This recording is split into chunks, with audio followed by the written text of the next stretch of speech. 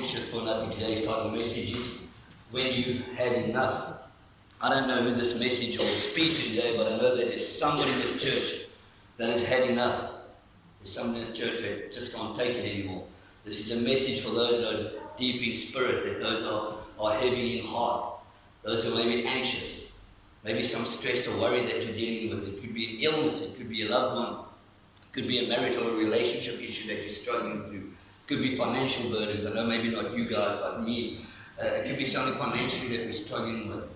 This is for those who are anxious in spirit. This dovetails on from last week's message. We spoke about the peace of God. The last part of the Mastermind series was the peace of God, looking at the passage in Philippians chapter 4. So this series actually just dovetails on from that one and carries on the same thought process of Paul in Philippians. Paul was a prisoner in Rome, and he wrote a church to the believers at Philippi, encouraging them to have faith and to be anxious for nothing. This is what he says in Philippians 4. He says, rejoice in the Lord. Everybody say rejoice. Rejoice. Touch your person next to you and say rejoice. And then touch your person on the other side, the one that hasn't had the joy of the Lord in the last 50 years. Say to that guy, rejoice. Rejoice in the Lord. Paul says it twice.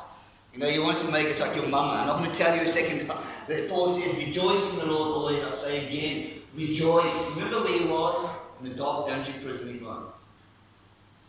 He didn't have to write that. He just said, this is such a bummer. Life sucks. I'm so treated unfairly. But he didn't. He said, rejoice in the Lord. He said, let your gentleness be evident to all. No matter what's happening in your life today, no matter what situation or circumstance you find yourself in, you don't have to always fight evil with evil. If someone hits you, don't fight them back and you don't hit them back. No matter what the situation, it doesn't call for you to be bad and evil towards somebody else. It's very much a response to the situation. And he says, even in all situations, Paul was in prison, and he let the gentleness be evident to all. The last part of the verse is our key thought for today. The Lord is near. Everybody say, the Lord is near. I pray that today you'll experience the closeness of God like never before, because our thought is, while we are anxious and while we have stress and worries, the Lord your God is always with you. And right now, in the midst of your storm and problem, the Lord is near. We all have issues with anxiety and fears, and even if you look at the Bible characters, we always think they're so great and they're men of faith, but even in the Bible there's certain characters that have suffered with certain depressions and anxieties. One such man is the great prophet Elijah. Elijah was a great prophet of God, but there was a series of events that led to deep depression and anxiety for Elijah. So we're going to read about that together. If you have your Bibles, you can turn to 1 Kings chapter 19 as we discuss Elijah's fight and battle with anxiety and how he overcame it. 1 Kings 19, we're reading the first 4 verses.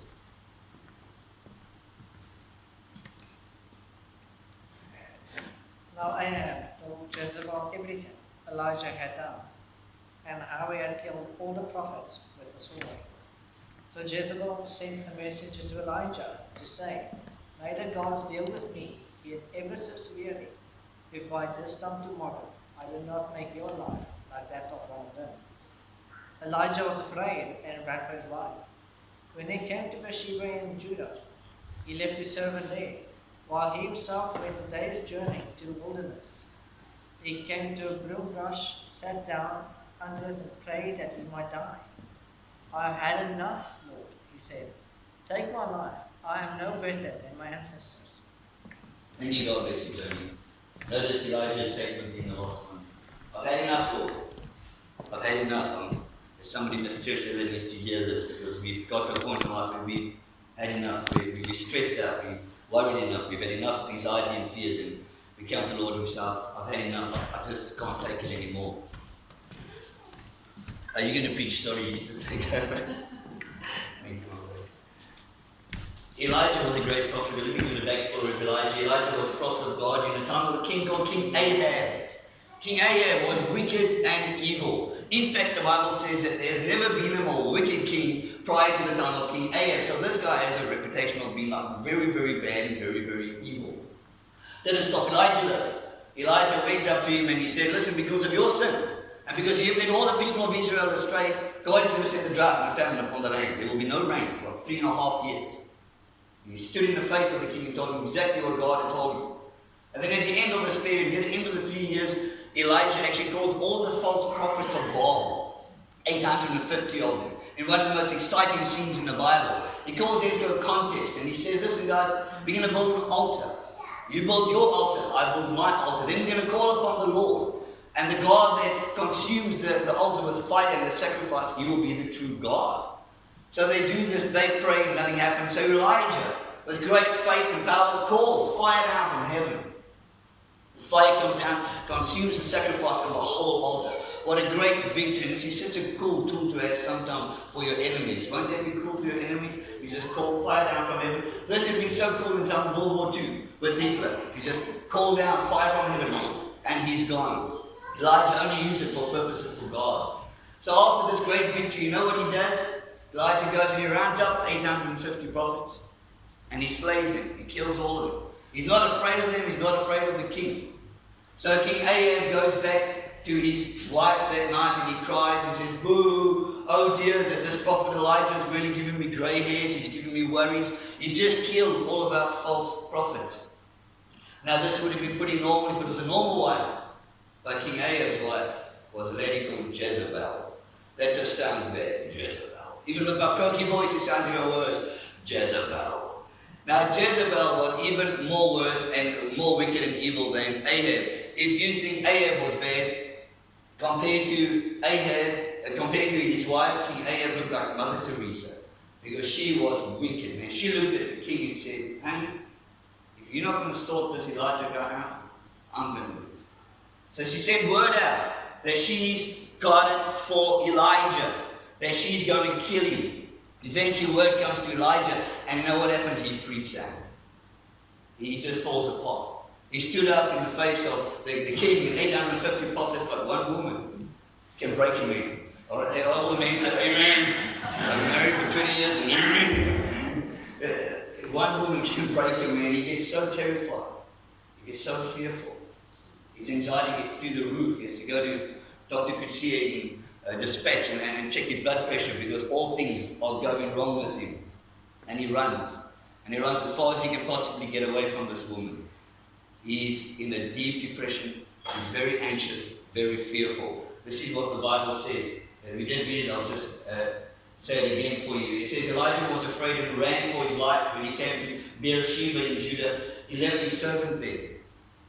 While he himself went a day's journey into the wilderness, he came to a broom bush, sat down under it and prayed that he might die. He said, Lord, I've had enough. That's it. Maria, take me, come fetch me. I want to die. I know better than my ancestors. In this passage, I see four mistakes that I believe Elijah made that we probably do all the time. Maybe there's one mistake, two, maybe three or all four that we're making that leads us to go into a series of events that leads us to anxiety or fear or depression. The first one was that he ran. And he didn't just run around the block or a couple of kilometers. He ran 100 miles. Anybody run 100 miles recently? No. Right? He ran 100 miles. Let me show you on a map. So basically from Jezreel at the top there, near the Sea of Galilee, he ran 100 miles all the way to Beersheba. That's a far way to run. He tried to get as far away from this mad evil chick, the Antichrist, as possible. He ran 100 miles all the way down. And when he got to the end of that, obviously he was exhausted. He wasn't thinking straight. He needed food, he needed nourishment. He was at the end of his road. Some of us are in the same predicament. We run ourselves into the ground. You must understand that where you are today in your anxiety and fear, it didn't happen this morning. It took place over the last few weeks, maybe even the last few months, maybe even the last few years. There was a series of events that slowly crept up on you, and now you are falling into anxiety and fear. The same as him, it didn't just happen. He ran for 100 miles every step of the way, getting worse and worse until he came to the end. Some of us are trying to juggle our jobs around. We're taking more tasks on it. We can't really. We're working longer hours. Then we're going to come home and cook the food, look after the kids and do homework, and we're trying to sort that out. And then we've still got relational issues up where we've got to still be with our wives and our husbands and give them the quality time they deserve, and our kids the social time they deserve. And then we've got church, and then we've got Bible studies, and all of a sudden it gets up to too much. Anybody ever get to that point? I'm sure you've got to that point. And the first couple of weeks it may have been fine, you may be able to manage it, but then a few months go by, and after that same method and what you've been doing all the time sometimes eventually gets to a point where you've had enough. It comes breaking point when you say, God, I can't do this anymore. I've had enough. I can't take it anymore. I'm sure you've been there before. This is where Elijah was. The second thing he did wrong, I believe, was he shut people out. It says there when he came to Beersheba, he left his servant there. This was his confidant, his friend, his counselor. They've been together through his whole ministry. They shared a lot together. They've seen the power of God, the provision of God. They've seen God's faithfulness together. And when he gets to Beersheba, he says, no, listen, I'm doing this by myself. I'm going to run with this, but don't come with me. I don't want anybody with me. I'm going to deal with this myself. That's what we do. We shut people out. When we get to our deep anxiety and fears, we don't want people around us. And we'd rather try to manage it and go through this journey alone. And let me tell you, that's wrong. There are some people in your life that God has placed there who love you and care for you. They're there to encourage you, not to criticize or be judgmental. They know what you're going through. And you can rely on them.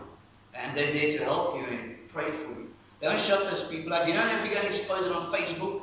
Don't make a YouTube video of yourself and how bad you do. You just let those close friends of yours know that they can at least be there in that thing. And they walk in this journey with you. Don't shut people out like Elijah did. The third thing he done was he only thought the negative. Notice when he got to the end of his road, that's it, I'm out here, I'm going to die. I'm no better than my ancestors. Take my life. All he could see was the negative. He couldn't see any good in it. He couldn't see the hope. He couldn't see the silver lining. He couldn't see the light at the end of the tunnel. There was nothing. He just wanted to die. And the last thing I believe he'd done, that the mistake we so often do, is we forget God. Anybody forgotten God recently? We all do, don't we? Because things are getting good. And then we pray and God heals and He saves and He restores and He makes crooked paths straight. And then when we get to a time of anxiety and fear, all of a sudden we forget about God. This is the man that just faced 850 prophets of Baal, called fire down from heaven. A couple of days later, where is God? God, you can't handle this. This is mine, and I can't give this to you. 4 simple mistakes, which I believe we do all the time. Maybe not all of them, maybe you're only doing 1 or 2 of them. But these are the mistakes that lead us into anxiety and a place where we can't get out. We need to call upon God. The strange and crazy thing about Elijah is just his name. His name Elijah means my God is Yahweh. That's a cool name, isn't it? You know, our names don't often mean much. My name is Raymond. It probably means skinny white dude or something funny like that. But he had a name Elijah that meant my God is Yahweh. Let me show you. The Anglo-Saxon English pronunciation is Elijah. But the original Hebrew is Eli-Yah. It's an acronym. Eli-Yah. 2 words. The first part of this word is El. Anybody know what that means in Hebrew? God. If you don't know, El, anytime we see that, means God. Bethel, Daniel, Elijah, and Elijah. Every time we see El, is God. The last part, that Yah part, is a shortened version of Yahweh. Yahweh is the sacred, personal name of God. Everyone say Yahweh. Yahweh. And you can see there's only between consonants. Do you see Yahweh? The reason for that is in the original Hebrew alphabet, or in the Hebrew alphabet, there are no vowels, I-E, I-O-U. There's no vowels, only consonants. So that's why they only have there, because in the early days of the Jews, they didn't actually know how to pronounce his name, because it depends on what vowel you put there, the pronunciation of God's name can be wrong. So they didn't even pronounce the name of God, in fear that they got it wrong. This is how it looks in Hebrew, Yahweh, written from your right to left. 4 consonants, Yahweh. And what Hebrew scholars have told us is that the correct pronunciation of Yahweh imitates and replicates breathing. I'm going to say that again. The correct pronunciation of the word Yahweh imitates and replicates breathing. Inhale and exhale. So let's do that. Let's really loosen up today. Get your shoulders going, and we're all going to take a deep breath. Open mouth, deep breath. Inhale, 1, 2, 3. Exhale. Do it one more time. All those words in on. There we go. All right, now the third time you do that, when you inhale, I want you to say, Yah. And when you exhale, I want you to say, Weh. Weh. Do that with me. Again. Close your eyes and do it. Do it again one more time. Isn't it cool? The very name of God, Yahweh, on the breath that you just breathe.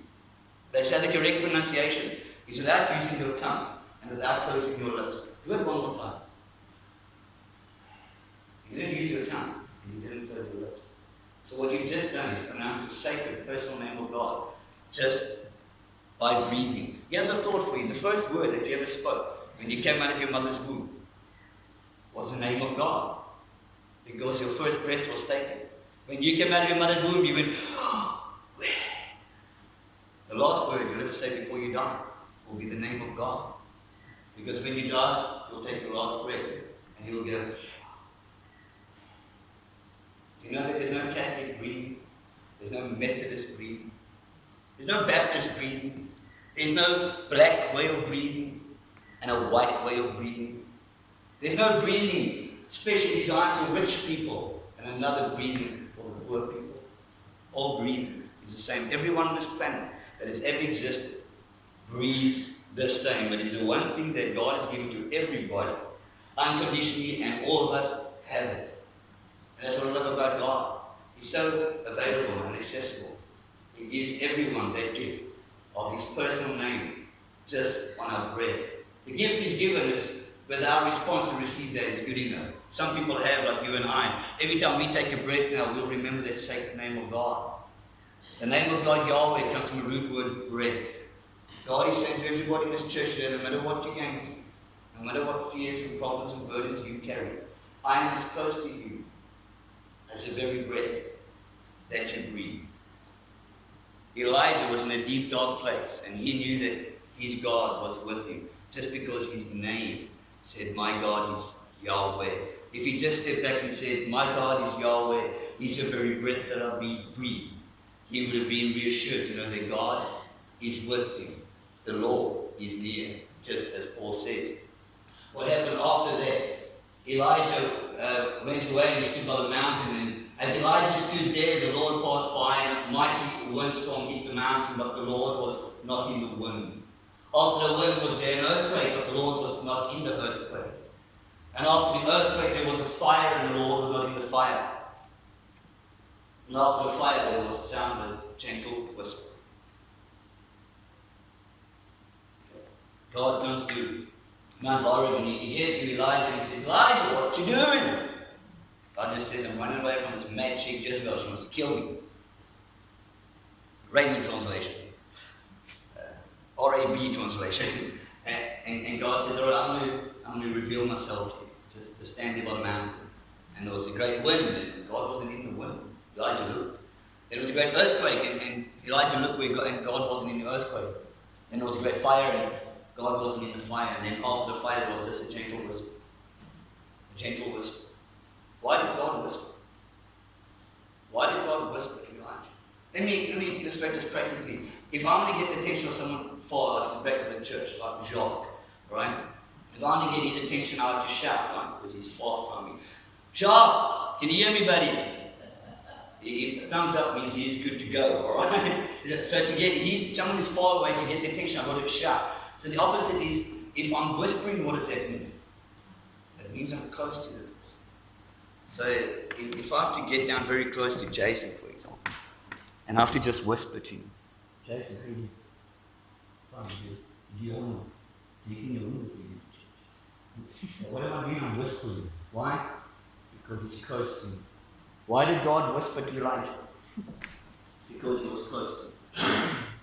Elijah, I know what you're going through.